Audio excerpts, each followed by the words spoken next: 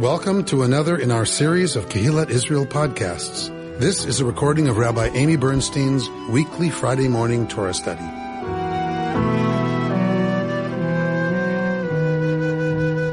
We are approaching the end of the Joseph novella, the end of the Joseph narrative, and we spoke last week about Joseph's own identity issues, remembering and forgetting his life, his traumas.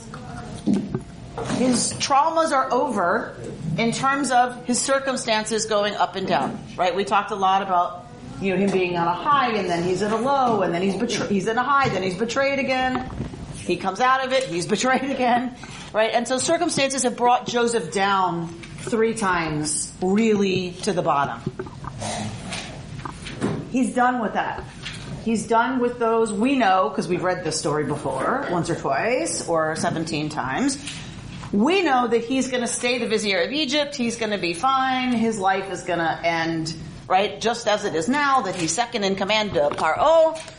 Okay, so the vicissitudes of his situation are over.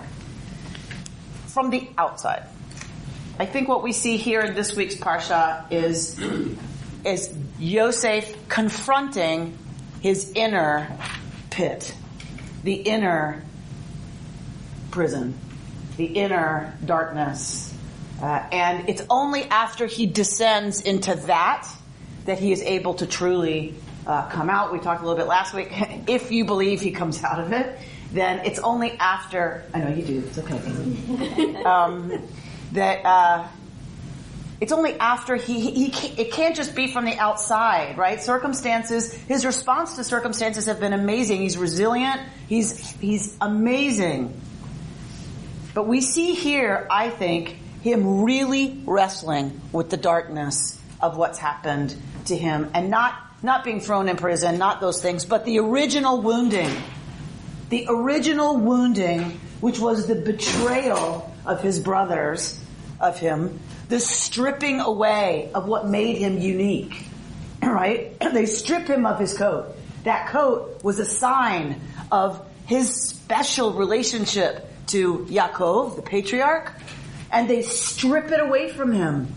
And in throwing him in the pit, in washing their hands of him, they strip Yosef of what makes him special in the world. Beloved, unique, different. So I think that is what we see enacted here in this scene. Often it gets talked about as he's testing his brothers. I think that is way too simple an interpretation, as usual. I think it's way too simple. Is that going on? Yes. Is that the major point of the author here? I don't think so. So let's look at it. We know the story. As always, we're going to go another layer in. 43:11 is where our 3rd year triennial reading begins. Somebody want to read? Then their father Israel said to them, "If it must be so, do this. Take some of the choice products of the land in your baggage and carry them down as a gift for the man. Some balm and some honey, gum, ladanum, pistachio nuts, and almonds." 43:11.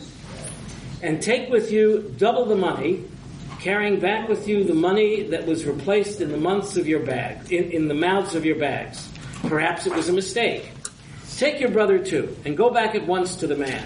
And may El Shaddai dispose the man to mercy toward you, that he may release to you your other brother, as well as Benjamin. As for me, if I am to be bereaved, I shall be bereaved."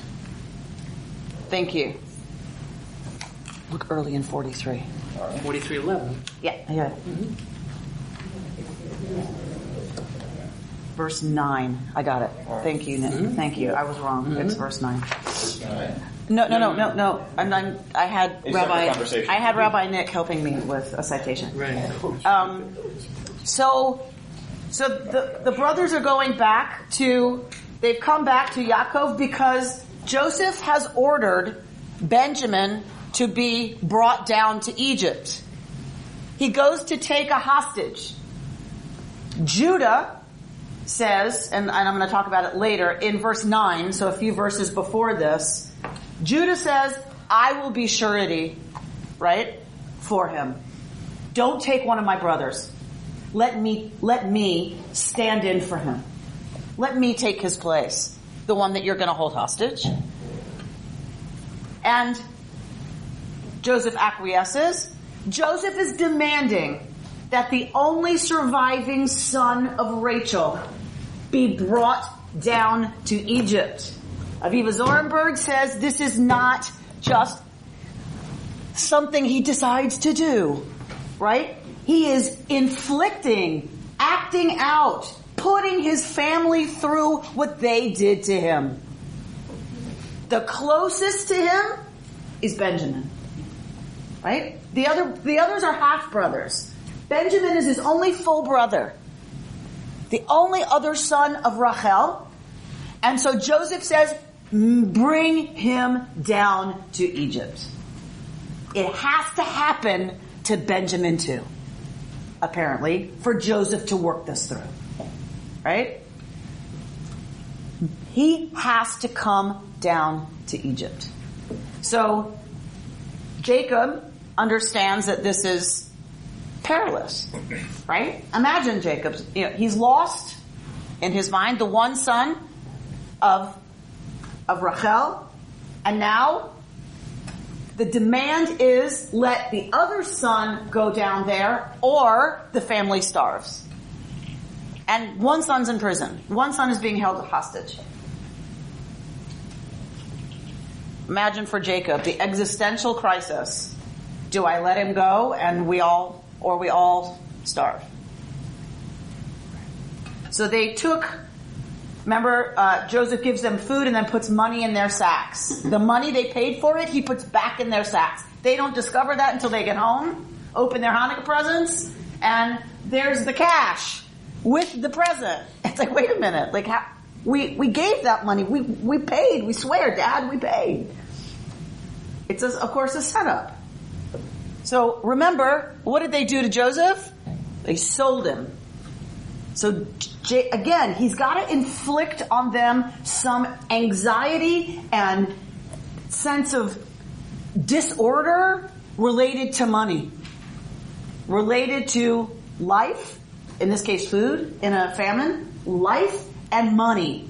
Benjamin's got to come down to Egypt, and they have to suffer some serious anxiety about life and money and powerlessness. What do they do now? All right. But he's hurting Jacob much more than he's hurting his brother. So this is a question I want us to hold, right? So let's hold that. Hovering behind all of this, I want us to hold the question of what's up with Joseph vis-a-vis Jacob. Right? That is a shadow for me over the whole story.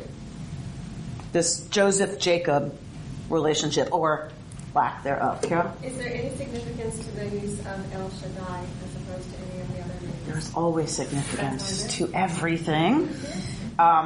So, we're always looking at the author, right? We're always looking at who's writing the text and what their names for God are. El Shaddai is a very old name. It's a very old name for God. Some argue a name for God associated with sustenance. Shade in Hebrew is breast. So there is a theory that El Shaddai is a remnant from a feminine aspect of divinity that comes out of Canaanite polytheism, and shows up in, of course, in the religion that comes out of Canaanite polytheism, which is Yahwism. Mm-hmm. All right. I mean, there's more. Obviously. So there always is. Right. All right. So 15. Bert? So the men took that gift, and they took with them double the money, as well as Benjamin. They made their way down to Egypt, where they presented themselves to Joseph. When Joseph saw Benjamin with them, he said to his house steward, "Take the men into the house, slaughter and prepare an animal, for the men will dine with me at noon." The man did as Joseph said, and he brought the men into Joseph's house. But the men were frightened at being brought into Joseph's house. It must be, they thought, because of the money replaced in our bags the first time that we have been brought inside, as a pretext to attack us and seize us as slaves with our pack animals. So they went up to Joseph's house steward, and spoke to him at the entrance of the house. "If you please, my lord," they said, "we came down once before to procure food. But when we arrived at the night encampment and opened our bags, there was each one's money in the mouth of his bag, our money in full. So we have brought it back with us, and we have brought it down with us, and we have brought down with us other money to procure food. We do not know who put the money in our bags." He replied, "All is well with you. Do not be afraid. Your God, the God of your father, must have put treasure in your bags for you. I got your payment." And he brought out Simeon to them. So Joseph has set them up for this incredible anxiety. We just read, and then they get there, and then it's okay, right? Well, that's a long trip. How long is it? By camel, by, riding. Yeah. About 15 days? 2-3 weeks. About 2 weeks. Each way. If you got a big caravan, it takes longer, right? So that's a long time to be wondering what's going to happen when we get there. So they get there, and there's Joseph who has them brought into his house. What are they most afraid of? That they're being brought into the house to be disempowered completely and lose their freedom and become slaves. This is, again, not an accident. This is Joseph inflicting on them what's happened to him. I mean, not nearly what's happened to him, but walking them through all of the pain, all of the circumstances that they caused him to go through first immediately and then, right? Feels so good. Feels so good. Feels so good. Right? Okay. So I just want to keep moving because we have other stuff to get to. So go ahead. Then the man brought the men into Joseph's house. He gave them water to bathe their feet, and he provided feed for their asses. They laid out their gifts to await Joseph's arrival at noon, for they had heard that they were to dine. Go on. When Joseph came home, they presented to him the gifts that they had brought with them into the house, bowing low before him to the ground. He greeted them, and he said, "How is your aged father of whom you spoke? Is he still in good health?"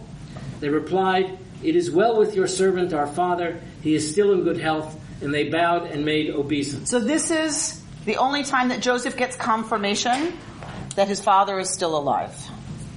Back to this question, right? Joseph could have flown first class to Canaan to check on his father long before now. He could have, if he didn't want to face his brothers, if that was too traumatic for him, he could have sent a delegation of administrative officers, ambassadors, to Canaan to check on his father, even without his father knowing it. Ask around and report back. Or take a letter to Dad. I'm okay. I'm alive. Joseph's been, right, free a lot, including when he was in Potiphar's house, right? Presumably he could have sent something back to Canaan.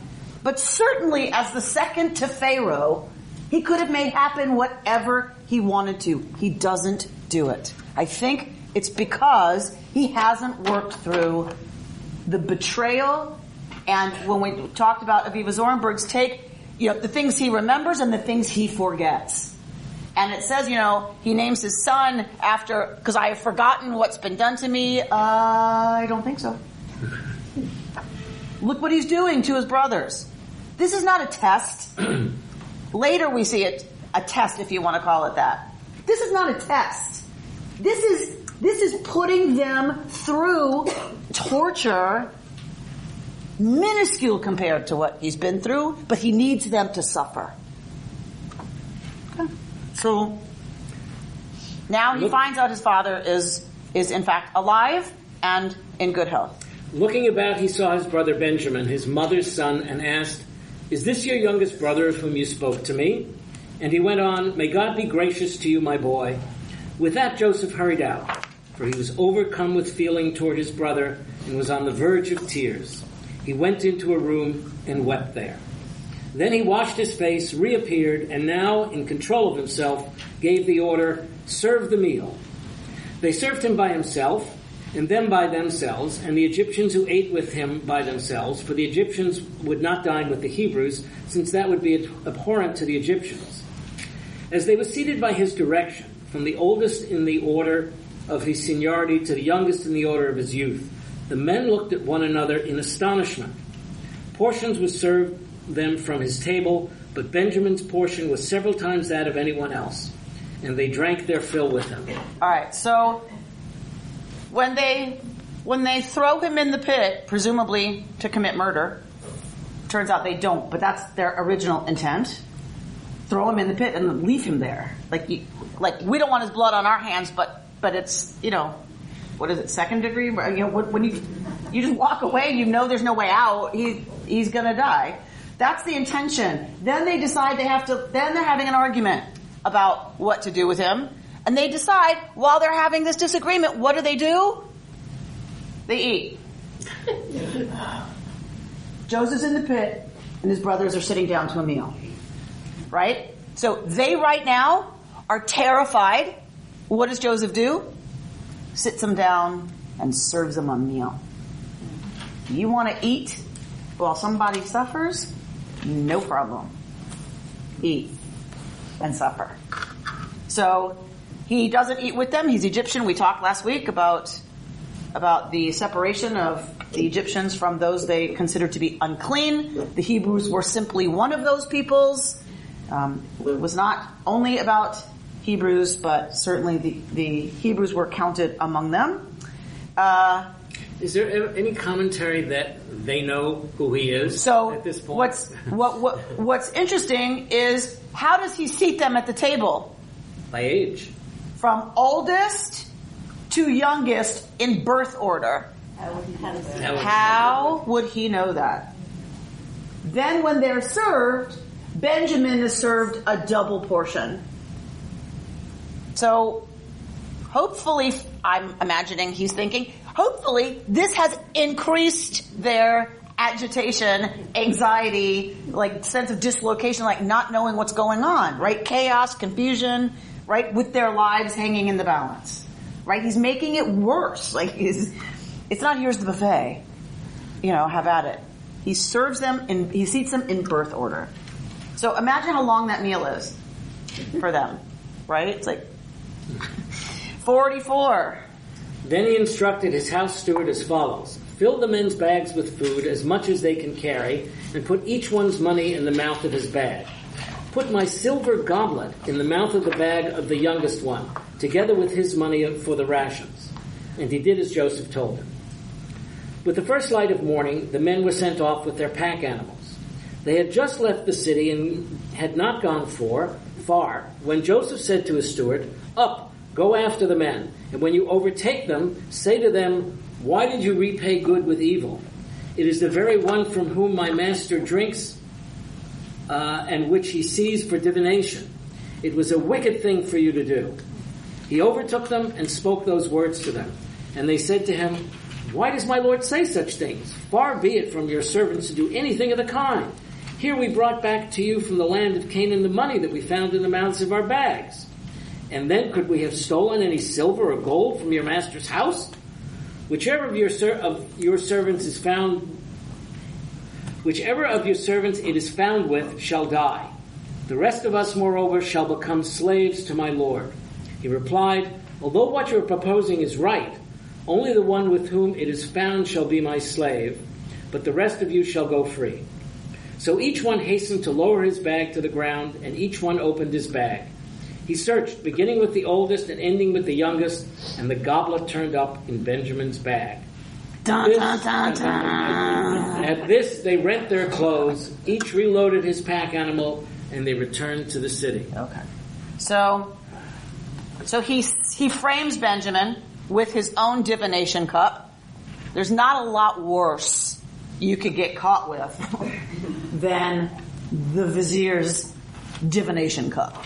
You do not want that in your sack, right? It's his Mont Blanc pen. It's his most personal, cherished, not just status and office, but his religious relationship to the world, right? He uses this cup to tell the future. Now, we're not told Joseph believes in divination, but in Egypt it would have been, right, natural and normal. So he wants the brothers, because they don't know who he is, to think that he believes in it. So in Benjamin's sack is found the cup. It has been decreed that the brothers say, in whomever's hands you find it, let them be put to death, as a declaration of innocence. Where did we see this before? With Rivka stealing Lavan. Rachel, his mother, stole the Trafim. And Yaakov, his father, said, let whomever is found with your Trafim be put to death. Right? She died. Later, she dies. Some people want to tie those. I don't like to go there. We had that conversation. Later we all die. So again, right? The more we study, the more we hear the echoes of these are the very words of his father. He has set up his mother's son to have stolen the treasure of his personal household. She stole the treasures of the personal household of Lavan. All right. In this case, though, Benjamin's innocent. There is no theft. But the threat is still there. Was this story told? Did Rachel tell her story?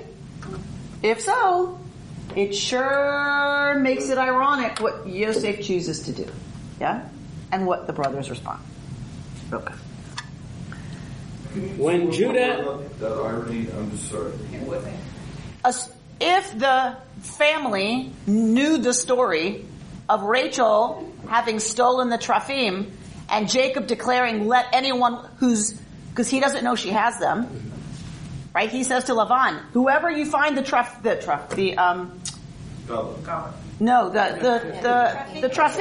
the household gods, whoever you find them with should be put to death because we don't have them. Rachel's sitting on them, right? So if that story was part of the family lore and she got away with her life just barely, and Yosef frames Benjamin and the brothers answer, let whomever has the cup be put to death, right?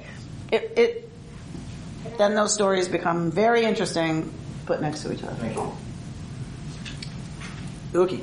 When Judah and his brothers re-entered the house of Joseph, who was still there, they threw themselves on the ground before him. Joseph said to them, what is this deed that you have done? Do you not know that a man like me practices divination? Judah replied, what can we say to my Lord? How can we plead? How can we prove our innocence? God has uncovered the crime of your servants.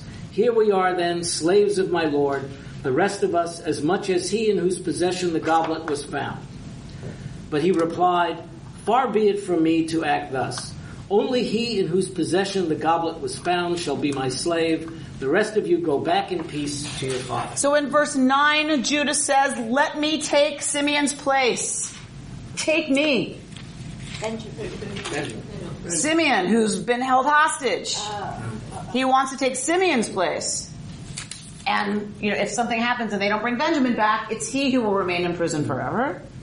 And here, what does he do here? A very clever manipulation. What's he trying to do? What does he do? Make us all as your slaves, he says. Instead of Benjamin. Instead of just Benjamin. Instead of killing. Yes. What was the decision? Yeah. What was put out there before? Kill whoever you find the cup with. Now the cup has been found in Benjamin's sack, and Judah very cleverly says, what's he going to say? We didn't take it? Like, he knows. They're done. And he says, we're guilty.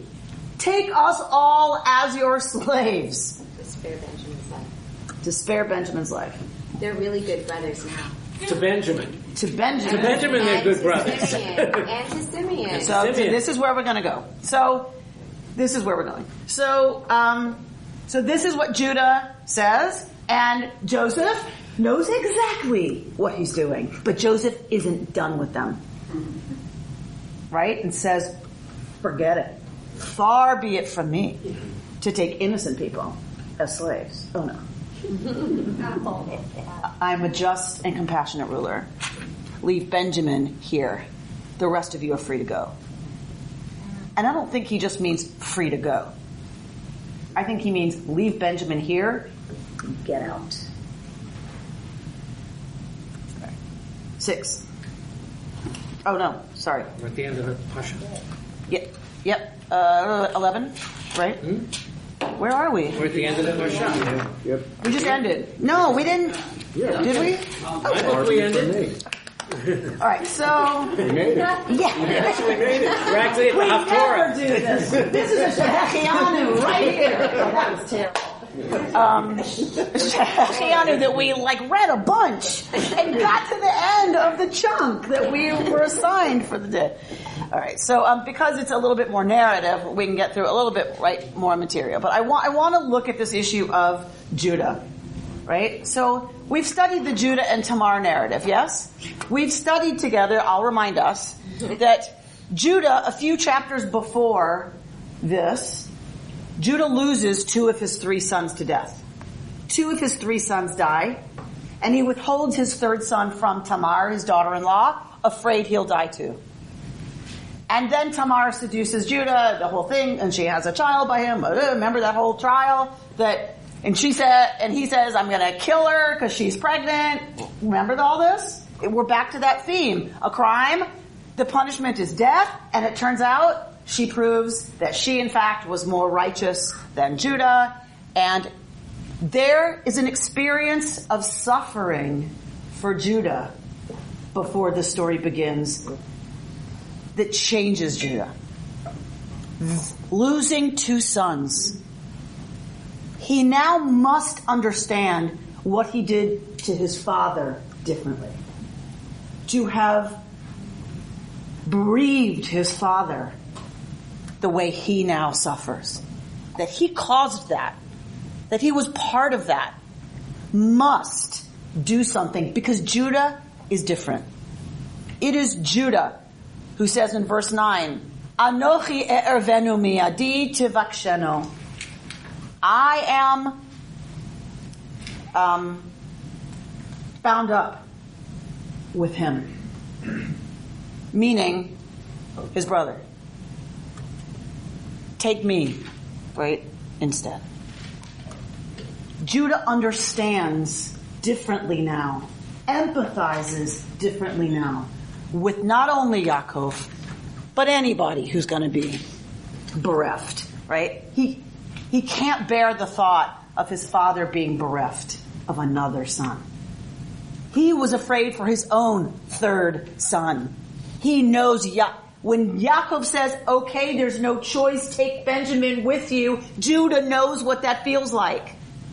He didn't want to risk his 3rd son.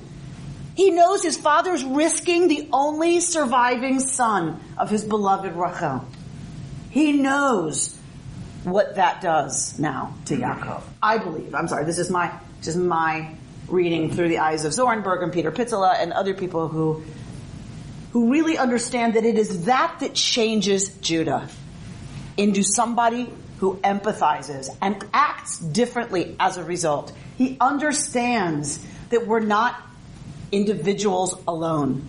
He understands that we are tied up one with another. And his father's pain is his pain. His brother's pain becomes his pain. He doesn't want anything to happen to Simeon or to Benjamin. And he says, so take me. This is an incredible moment in Torah that is often, I think, overlooked. It's not that Judah's changed. The brothers are different now. And so everything's okay. And Joseph comes out to them. We're going to see next week. We're going to talk next week about the episode where what happens for Joseph. Right now, I just want to stay with Judah. It's a very serious change that happens, and it's because of his own suffering and his own pain and his own identification with Jacob and his brothers. Out of that pain, understanding that we're all in this in our own ways together, he gets it. He empathizes so deeply that he takes it on, the responsibility to prevent more pain to his father. It's a deep existential change in Judah.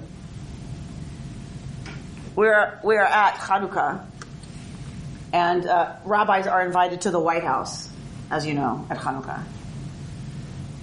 And one of my colleagues wrote movingly of Rabbi David Ingber wrote movingly about being invited to the White House. And he's like thinking, what do you say to the most powerful man in the world? And reflecting on the story that's told at Chanukah, the Joseph narrative, Rabbi Ingber says, this is what the brothers are sitting with. What do we say to the most powerful man in the world when we get there? And this is where he quotes Judah. What Judah says is we're tied up one with another. And it's a deep, deep new not new, but it's a different orientation for Judah than what we see earlier. And Ingber points to an African word, Ubuntu. And Ubuntu means I am human because you are. I am only human through you being human. So this concept is very hard for if you look at African writers. It's very hard to translate into English, right? We say this a lot about Hebrew, right? When we get to Torah, it's very hard to translate this concept into English. I obviously don't understand it because I don't speak African. But there are many discussions and permutations of Ubuntu. And why does Ingber quote this? Because what Judah does is essentially bust open a new possibility. Because this could have been the end. Joseph could have said, I'm taking Benjamin, get out. Could have ended there. But we have next week's Parsha because of Judah's speech. Because Judah does this, empathizes so deeply with Yaakov, and presents it so powerfully to Yosef, the story opens up. And we will next week get what that means and what that looks like. And so what Ingber is saying, and what I want to say this particular Chanukah, is that that's the connection of Chanukah to this business. It's Ubuntu. We look around, we look at the TV, we read the news, we suffer the events of recent days in San Bernardino, down the street at Pali, which is closed. It turned out to not be a credible threat, but the school's on lockdown. Revere was on lockdown. My daughter talked about how terrified they were. They're told to get under their desks. There's a possibility of an active shooter. I went to a private Jewish day school. I know what bomb threats are. I know class being interrupted, so we had to go out onto the recess yard because there was a bomb threat. I never had to get under my desk because someone might come into the classroom and shoot me for no reason other than crazy kinds of hatred. And so she talked about how terrifying that was and that this is the environment they're being raised in. And then we light Hanukkah candles at night. Because what is our response to this craziness? Right? There's a couple of ways to go. What was Joseph's response to his own suffering? What's Judah's response to his own suffering? If we only stay in fear and rage and revenge, and it feels good to kill them or lock them up or beat them up or blow them up, that is absolutely where we want to go. That will not break the story open for the possibility of reconciliation. The only thing that will is Ubuntu. Understanding Kol Yisrael Arivim Zeh Bazeh, the same word. Every one of us is interwoven with the other. You pull one thread and the tapestry comes apart. I'm not suggesting we do that with the terrorist. I'm not. But I'm suggesting that Ingber brings Ubuntu to this story, to Chanukah, to say this is the only way forward with hope, is to band together, to understand that we are inextricably bound through sometimes our pain and suffering and brokenness and grief and loss. And when we can lean into that and know that somebody else feels it too because they're human, it opens up all kinds of possibilities. Amy? I was just going to say that what's interesting is that Joseph, he hasn't seen his family for all these years, and in his mind it's concretized, it's stopped at a certain point.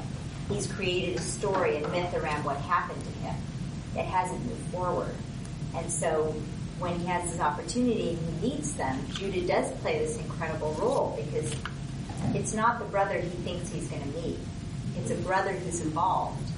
And I think when, you've been given injustice in your life that's such a profound, when it's your family that has betrayed you, you want to, you're still in the past in a way, because you're holding on to the anger.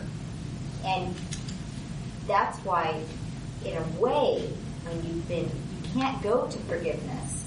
You have to actually experience being the taskmaster and hurting others. You have to kind of see the whole picture before you come to the other side.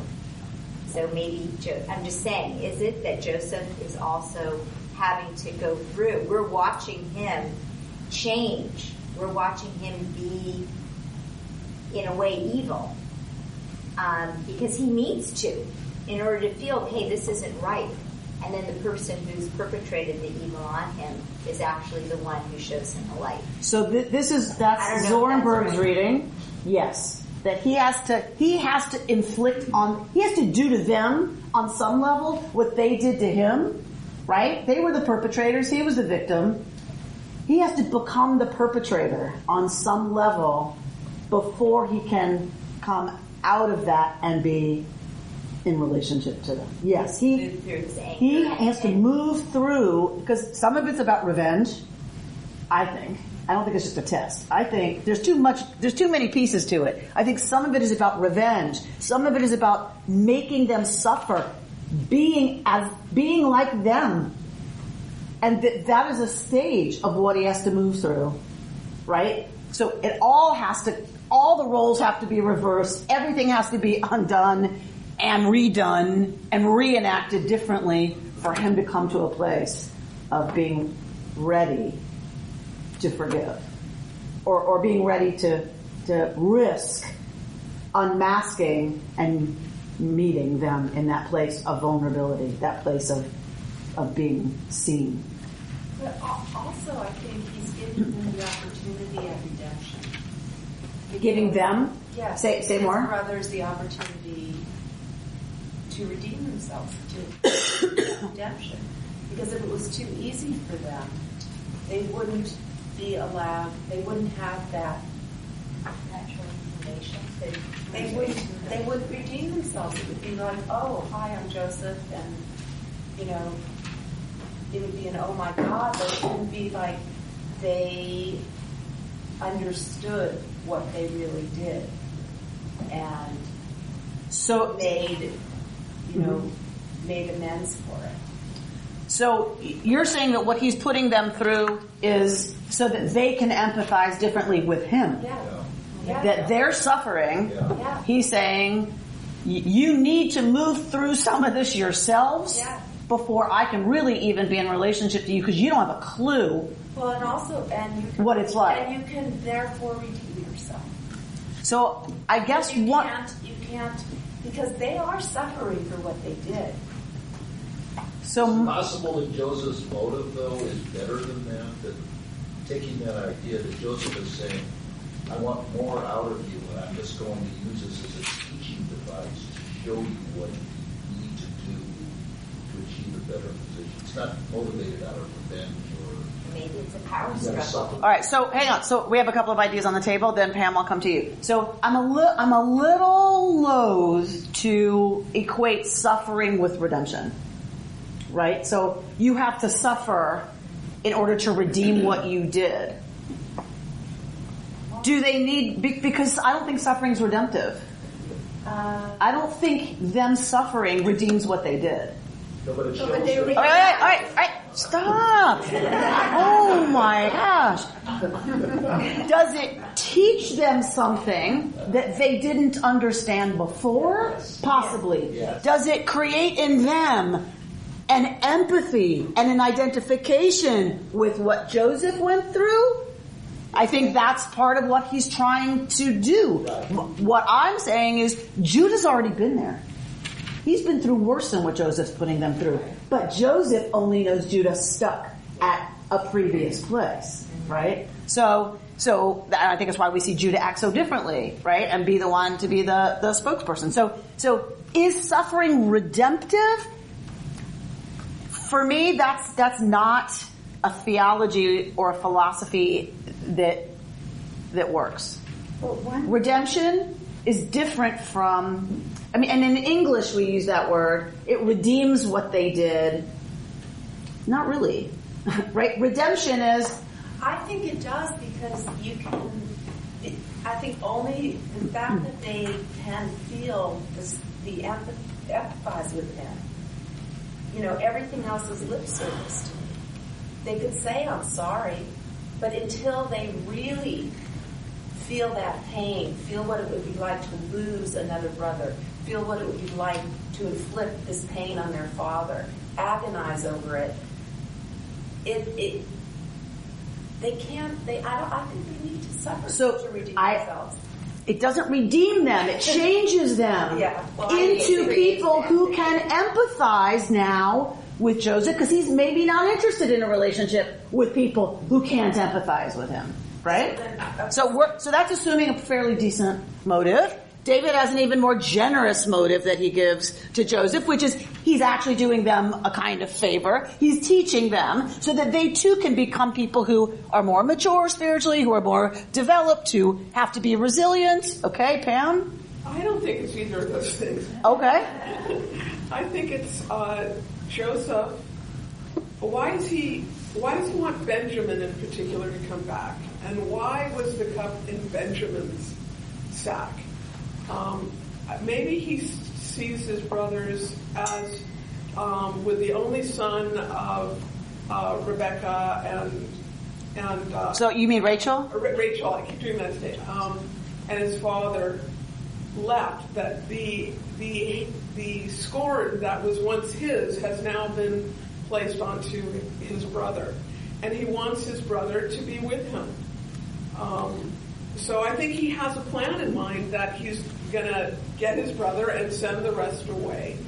And that's going to be the relationship he'll now have with his family. Later, when Yehuda does this incredible speech, and he's told how the suffering of his father, all this time missing Joseph. This is a surprise for Joseph, of course. He doesn't know what has been told to his father. And Joseph has had a long time to think about what kind of dad Jacob was in terms of creating that hostility and favoritism, giving the jacket. This is a whole thing I was thinking about earlier, but that Pharaoh is kind of now his new dad. He clothes them, he gives them a new coat, and he gives him an exalted position, and he finds a wife for him. He's like his new papa. I'm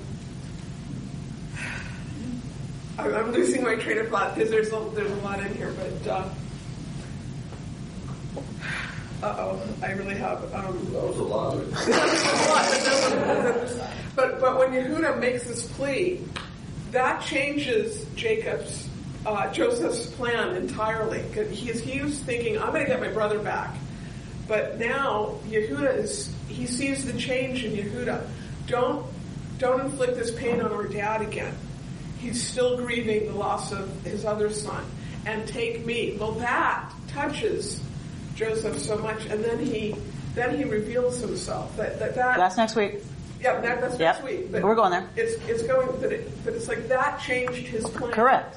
Oh, so you're theorizing a different plan. Not a different plan.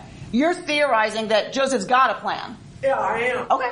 Yeah. Okay. And it's So- not about redemption. It's about, let me get my brother Okay. to be with me. Okay. And then he's surprised at, oh my gosh, Okay. at the reaction. Okay. So my feeling is that because you were saying what's going on between him and his father, like he doesn't care if his father is in pain or not, but he doesn't know what his father went through and what was told to his father, and maybe he was expecting his father to look for him when he disappeared, and that didn't happen. He doesn't know those stories. So That's what Pam was just saying. He doesn't know what's been told to Jacob. But Possibly, the reason Pharaoh becomes a surrogate father is because he feels like Jacob never came looking for him. Jacob never came to find him. So what the heck is up with that, Dad? Right? Right? So... He believed the story that the brothers told when they saw the bloody coat. Right, but Joseph doesn't know they told him that story. Joseph doesn't know that they didn't go home and say, we're done with him. We got rid of him. Right? But I find it hard to believe that... I don't know. It doesn't matter what I find hard to believe. All right, so wait, stop.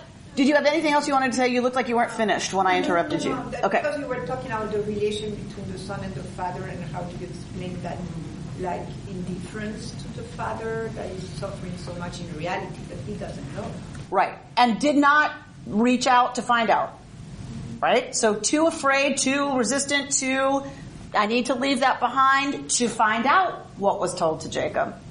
Right? He never went there. My dad never looked for me. He doesn't know that. And he doesn't ask. I'm adopted. I know what it is to be given away. And then to say, do they care? Have they looked for me? Yeah. Do they want to know? Right. Do we go ask that question? Do we go knock on the door and say, were you curious? Or did you wash your hands of me and never think of me again? The terror in that question, right, it is something, unless and we've all lived it in some way, I'm sure, but I get why Joseph doesn't go ask the question, did he know I was alive and not come looking for me? Which would be more why he would want his brother. So I'm not going to give you that. I'm going to say that's one possibility. He did not need to put them through all that he put them through to get Benjamin. Yeah, I'm just saying the reason that he was focusing on getting Benjamin there and putting, the cup in Benjamin is why Benjamin? Why didn't he just take Benjamin? I mean, like, he could have said, if you want food, then Benjamin stays with me. I'm your brother, and you need to stay with me now. He goes through this twisted set of machinations, go home, and the money's in their sack, and then they come back, and it's double the money, and then there's the guy. There's too much. So why Benjamin and not? Because it's his only full brother, and that's the brother that is now him. It is his representation that he wants to put through the same thing he went through. He's putting them through it again. Yeah, okay, but I'm saying his motivation is to keep his brother, his full brother from... That's one possibility.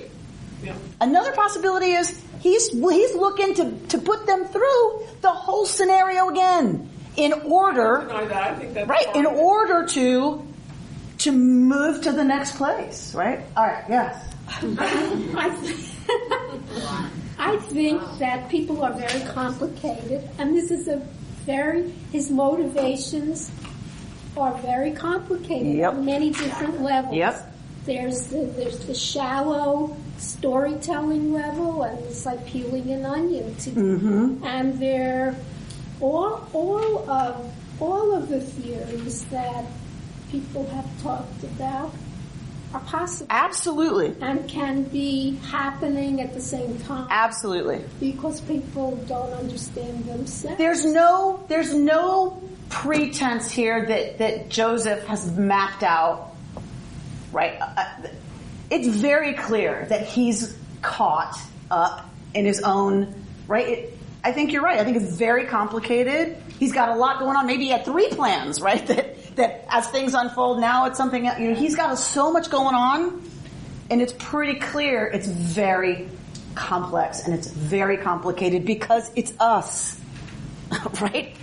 Ask any one of us our motivations on any given day for the stuff we do that's really out of our deepest emotions, and it's not easy to unpack. It's not linear. It's not clear. It's not, unilateral. There's so many layers and so many levels, and what I want, and do I really want that, and maybe I don't want that now, or maybe I could do this differently to get Benjamin. It's so complicated, which I love about Torah.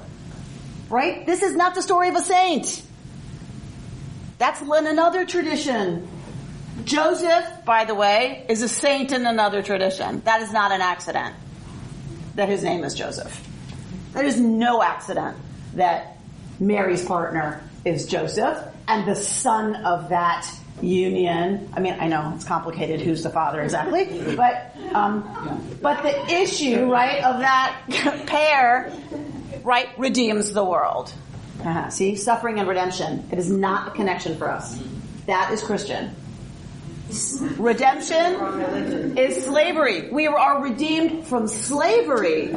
Suffering and redemption they do not pair up in our tradition. Richard?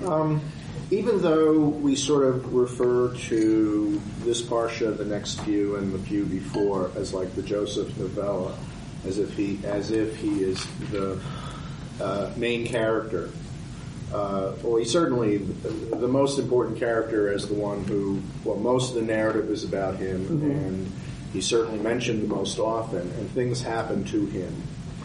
But he actually doesn't really evolve very much as a character. Okay. I'm going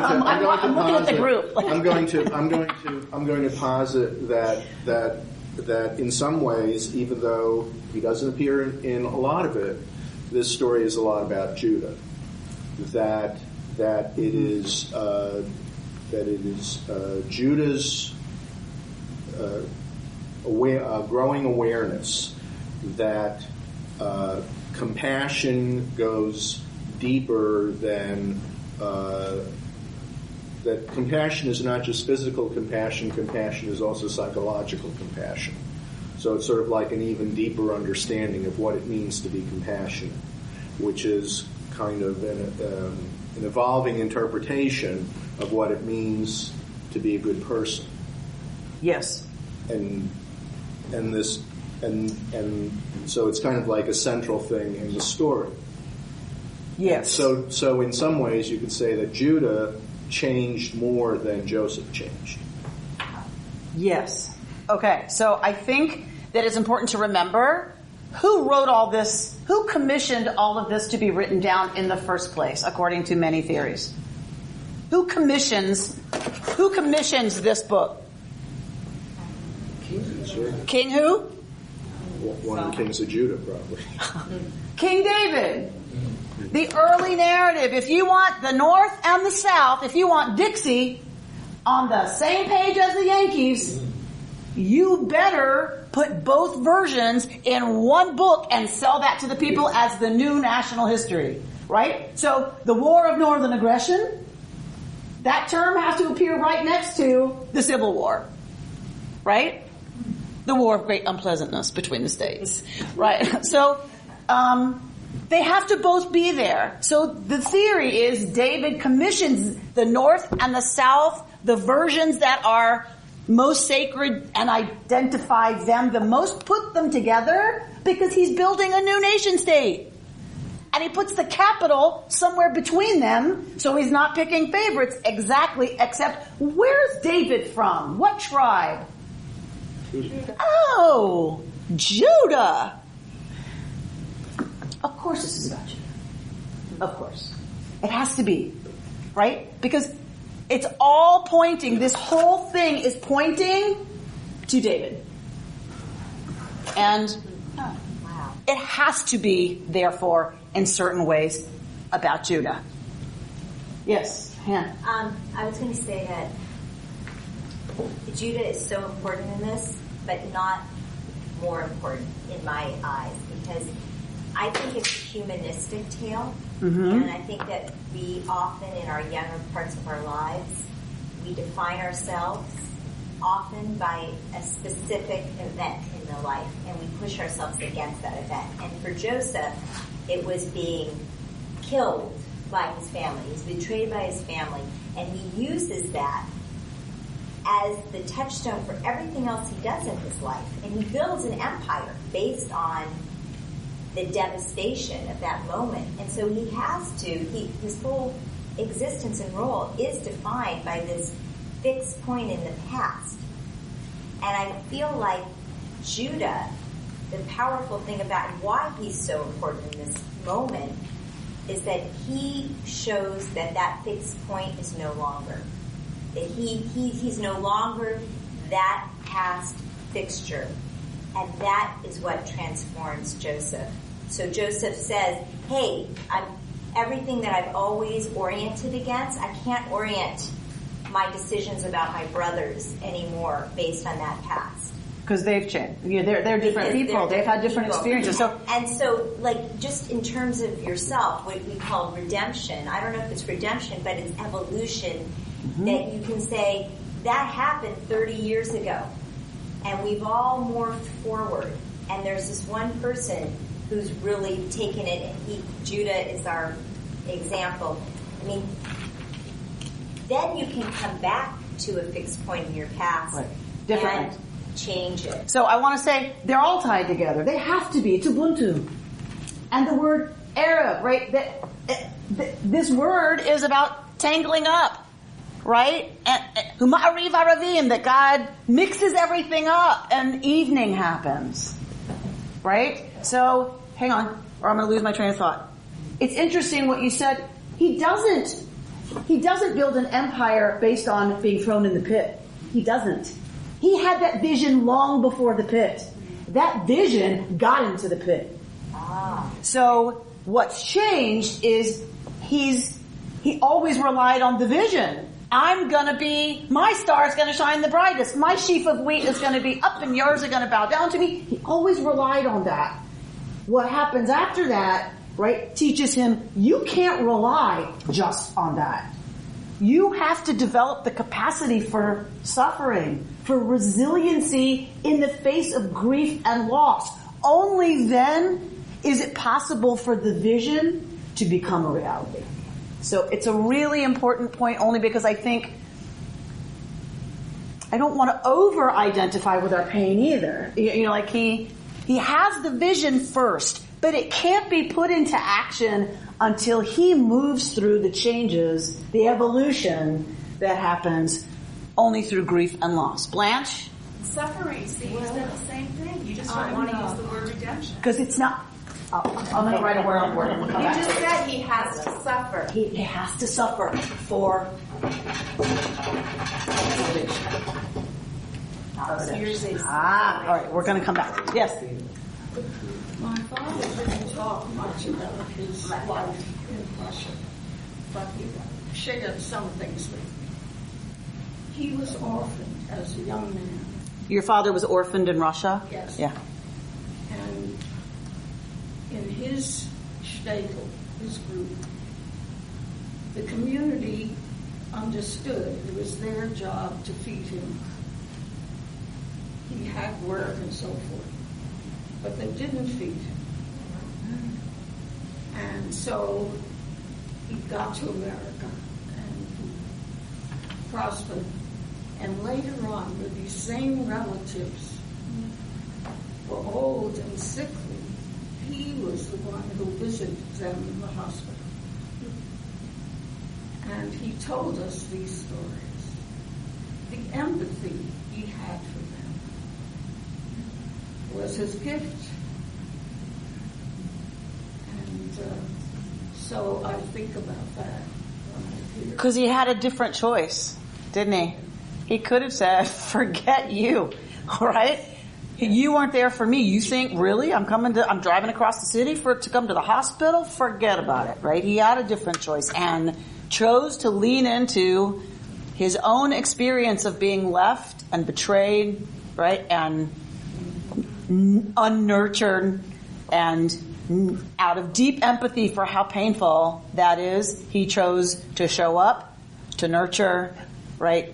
To be there in their suffering and their loneliness. That truly is a beautiful example of what we're talking about, getting it, that we're tangled up together. And Ubuntu, I only become fully human when I empathize with your pain rather than push you away out of my pain. That is the only way forward with any kind of hope. We are mixed up with each other. Okay. So I just want one more thing. One of the first questions asked in the book of Genesis is asked by Cain. What does Cain say? God asks, where's your brother? Am I my brother's keeper? Am I my brother's keeper? This story finally starts to resolve the tension of that question. Because clearly the message of this story is yes. And they have to get, finally, we get to guess. That this question that's been ringing since the very first family, it's taken, this is the end of the book of Genesis, right? This story is the end of the book of Genesis. The first family, the question is asked of that first family, am I my brother's keeper? And the rest of this business, says one beautiful commentary, is an exploration to the answer and getting to yes. Then we can close the book of Genesis and we'll begin the story of this family becoming a people. I'm going to give you, before we leave, and then Salvation and redemption, according to Mary Webster. Okay. They're not the same definition. All right, I understand. It's the same. It's a dictionary. In Hebrew, Ga'al is different. Is it an aleph or an ayin, Nick? I think it's an ayin. Could be wrong. Ga'al is different. Redemption, here's redemption. Here's a coupon. It's a 25-cent coupon, right? I'm buying something. I'm going to redeem this coupon. What does that mean? I'm going to get something. I'm going to give you this. Right. I'm going to give you this, and it will be redeemed for what it was supposed to be all along. Exchange. It's exchange. I exchange what is for what it was supposed to be. It's not supposed to stay this. It's supposed to be a quarter. But it isn't a quarter yet. Something has to happen. I have to give it over. Okay. And then it will be a quarter when I've done that. The people of Israel is enslaved, right? They were never supposed to be slaves. Nobody's supposed to be slaves. So they are redeemed to be free, which is what they were supposed to be all along. Nothing about suffering. It's not attached to suffering. God redeems them for God's purposes.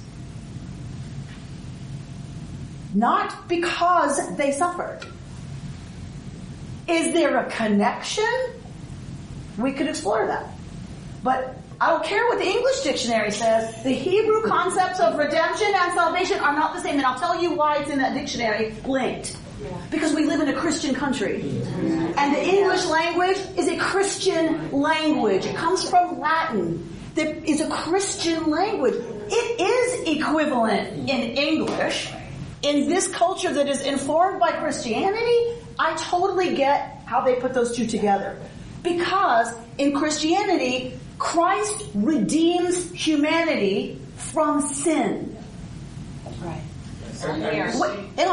It's not the suffering. It's not his suffering on the cross that's redemption. It's his blood. It's his life. He's the sacrifice. Redemption, human suffering and death, as redeeming humanity from sin is the reconstruction of the idea of redemption that Judaism introduced to the world. For us, it's redemption from slavery. We get atonement and forgiveness in relationship to sin. Suffering's nowhere in the mix. It's not theologically important. Is it important to us as human beings that we suffer? Of course. But what's important that we suffer is that we have empathy for others who suffer. What's important for us? That we were redeemed from slavery, that we be sure, well, this is, progressive read on it, obviously, that we would help, other people be redeemed from slavery. One more thing, and then I'm going to close with something. I'm starting to understand. What you're saying is that redemption, from a Jewish perspective, is transaction. And yes. From a Christian perspective, it's a sentence. And they're not the same. Correct. That would tie this together. It's not redemption that's going on here. That's just a transaction. We're trying to find out if Joseph evolves and why he's doing this. It has really nothing to do with redemption. I agree. Rabbi, all right, so say one thought before, one after the last. Last plus one. Yes, I think I want to comment about this session that we had this morning. Yes, sir. In my judgment, it has stimulated more thought and, from my experience, more original thought than any session in the past. Yeah. And it seems to me that this entire Joseph narrative can be a course in itself. And maybe we ought to have that. A wonderful suggestion. So that's a wonderful suggestion, Ruben. So I want to close this with Hanukkah. I want to close this with the times that we live in. I want to close this with this idea of Ubuntu that Rabbi Ingber brought into the world famously into the world by Mandela. Mandela, who suffered how much? His whole life in the prison. Joseph comes out. Mandela spent, how long in there? And he's the one who was preaching Ubuntu. That we, out of our suffering, if that is going to do anything in this world for the good, it means we lean into it in order to empathize, have compassion, and as Jews we say, act on that to alleviate the suffering of others. There is an Ubuntu bracelet project. So I'm wearing Ubuntu bracelets. And these are made by women in Africa whose lives have been devastated by HIV/AIDS. They are made by the women of rubber and lead-free, copper and other metals. And they provide food and care to orphans, because these orphans are taken care of by women. 70% unemployment. So this is fair trade. These women are given an education about how to run businesses. They are linked with other women to make cooperatives, so that these bracelets bring the women an income so that they can care for the orphans that are left to them. And these women are also often affected themselves by HIV/AIDS in their own bodies, even, of course, given to them by their husbands. So, I'm going to ask us this Hanukkah I'm going to give you a way to learn a little bit more about Ubuntu, and I'm going to ask you to buy a bracelet. They come in packages with a picture of who these people are and how it helps, wrapped, with that. So it's $20, I think, a bracelet.